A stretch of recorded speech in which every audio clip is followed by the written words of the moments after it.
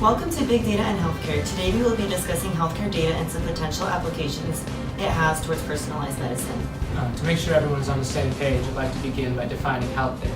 Health data is individual or population data related to a health condition, cause of death, or quality of life. Health data includes clinical, environmental, socioeconomic, and behavioral information.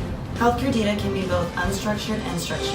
At this point, I think we need to define what exactly big and small data are.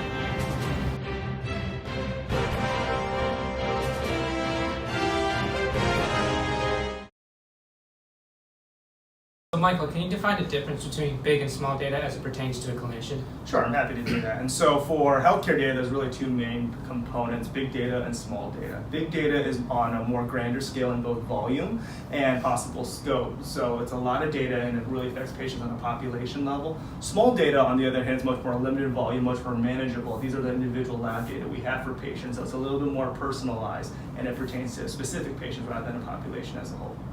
The difference seems intuitive, but the point about big data being for institutions and small data being for an individual is interesting. Toral, as a researcher, what are some of the potential sources of health data? Health data exists in many places. This makes it difficult to compile and extract into a central location. Some potential sources of health data include the EMR and EHR paper records and wearables. However, the best source of health data is a centralized data warehouse. Health data can be used to better treat patients and administer care. Analyzing the data can be used in clinical research to improve patient outcomes and analyze trends in healthcare. Big data will allow organizations to collect, analyze, and leverage data more effectively, and influence how care is delivered, resources are managed, and teams operate with each other. So clearly big data is an important tool and it's going to be very important in the advancement of the healthcare field. So let's now discuss how this tool can affect people at different aspects of some of the major new trends in healthcare and big data.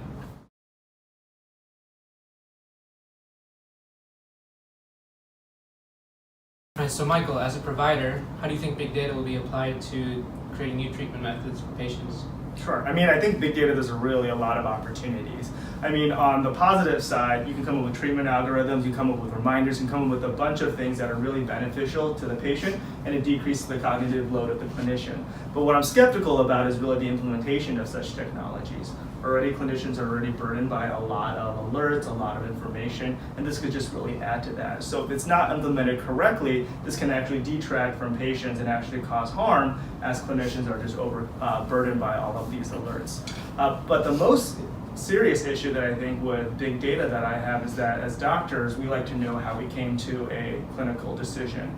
With the big data, with the algorithm, the doctor's not going to know how this algorithm got the answer that it came up with. And so because the technology is built on thousands of patients, but the patient sitting in front of me is different. So I think that getting doctors to understand the data is going to be something that's going to be a challenge. Now, for a patient perspective, I'd like to throw it out to Carl, who is recording live from his patient room. Carl, what are your thoughts? Well, as a patient, I like the idea of big data in healthcare sector since it gives us more personalized care. However, at the same time, the big data sounds boring if it is just something applying general algorithms to our care. As a patient, digital PHR apps offers me a convenient and user-friendly interface to track and manage my personal health records and detailed physician encounters at hospitals. Big data and a streamlined information system helps me to access lab reports, make payments online, and obtain more personalized care based on my care history. Thank you, Carl, for giving us that perspective as a patient. Now I'd like to bring it over to Toral. What would you say as a researcher? Sure. So with the application of data within research, I believe there's so much potential discovering new treatment methods. In certain fields, there are gene-specific treatments being created today that are based on big data and genome-wide association studies. For example, the CRISPR-Cas9 system is an emerging gene editing technique with the potential to eliminate HIV-integrated genomes, which could result in the complete cure of HIV and AIDS. Similar methods of gene targeting could be applied today to delay the onset or completely eliminate the effects of chronic diseases. I think this is extremely exciting because the study of big data is advancing precision medicine and the creation of individually tailored treatments. In addition, as biorepositories and EHR data become widely available, They can be combined to create very large data sets to address a more diverse range of clinical questions and be used for treatment methods. Thank you.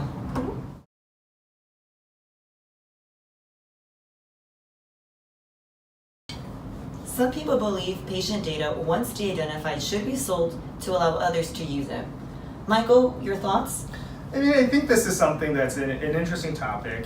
I think that it's something that kind of has to be done. Data has to be shared in order to make new medical discovery and push the boundary of medicine, because how else are we going to find new discovery for patients? Whether it should be sold for monetary gain, I think this is an ethical question that can be addressed, at a different forum. But I think that the benefit of sharing data, finding new medical discovery to help patients vastly outweighs any risks. Okay, so Carl, what about you as a patient? Is there anything that concerns you about your own personal data being sold to other companies? Well, I'm concerned with patient security and ethics. For example, the enforcement of HIPAA. Those rules restrict the way that health plans and healthcare providers can use and disclose identifiable healthcare information in a PHR. While they also require covered entities to have administrative, physical, and technical safeguards in place to ensure that information in PHRs remains secure from unauthorized access and use. Okay, what about you, Toril? Do you think this type of data would be very useful as a researcher? Yeah, so in our research, we utilize healthcare data for genetic association studies. For example, we use the patient's blood sample to extract genotype data. Then we conduct an association study by linking the patient's blood lipid levels reported in the EHR. And by doing so, the relationship between rare genetic variants associated with specific genes and the blood lipid levels are identified.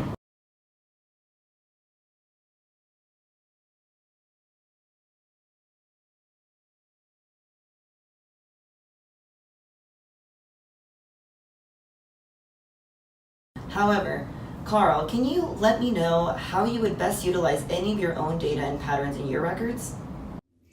Well, as a patient, I have no problem giving up my healthcare data for scientific research. However, I'm concerned about the data security as well as patient privacy.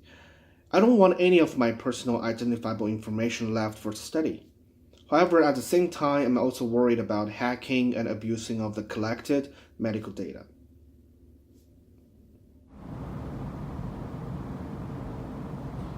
Okay, so now Michael, given what you've heard from Carl, do you think the PHR is useful for a clinician, or is it only important for the patient to see it? Sure. I mean, I think the mobile healthcare data is a great source of resource for medical decision making for both the clinician and also for the patient.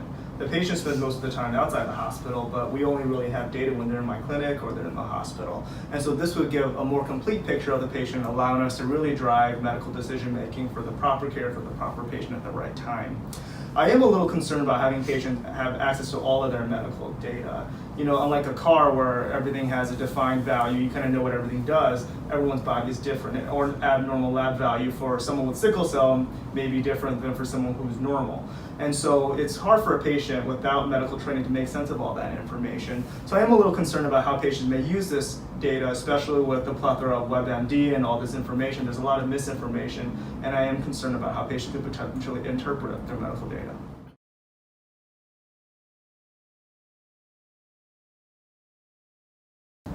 Obviously, big data can be quite useful, but what are the challenges to big data applications? Michael, can you comment on this as a provider? Sure, absolutely.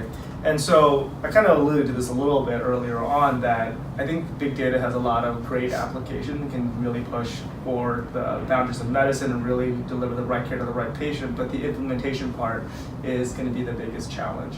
Healthcare is one of the only industries where technology has actually made the doctor slower. And so an example would be if an algorithm tells me to do action A, but I choose to do action B, do I need to spend 5 to 10 minutes documenting it? What if something else happens with this patient, or what if I choose not to listen to the algorithm? Can I actually still bill for my services? Can I be sued if I go against the algorithm with the patient right in front of me because there's something else about the patient that I think the algorithm is not catching? So I think that's a huge concern. The other thing is then, as a patient, would you trust in an algorithm that just kind of spit out a result for you? So as a doctor, would I really trust a black box that tells me you need to take action A with the patient? So you as a patient wouldn't be taking a medication if you didn't know exactly what it did to your body. And so I think there's going to be a lot of trust issues, a lot of adoption issues with big data. Okay, so Carl, to that end, what about you as a patient? So what concerns you regarding big data? Well, as a patient, I'm concerned about how my data is used for research and study. I mean, balancing the conflicting interests of ensuring patient confidentiality with providing access to sufficiently detailed information for adequate research is a serious challenge to healthcare organizations. Finally, Toro, what concerns you about big data being used in research? Yeah, so although healthcare data is a great resource for medical research, it comes with many limitations that researchers have to account for. For example, there can be misclassification through incorrect use of things such as diagnostic codes, data entry errors, or missing data. In some cases, the information the researcher is targeting is also only available in the unstructured part of the note. Therefore, I think the creation of natural processing algorithms and rigorous language processing algorithms are necessary to fully utilize the healthcare data for research. Now, I heard you mention unstructured data. Can you describe the difference between structured and unstructured data? Yeah, so unstructured data is anything in a paragraph or text-based format. You can imagine how a computer could have a hard time utilizing this kind of data. On the other hand, discrete or structured data is something that's clearly defined, so the computer can easily link actions to it and understand what it actually means.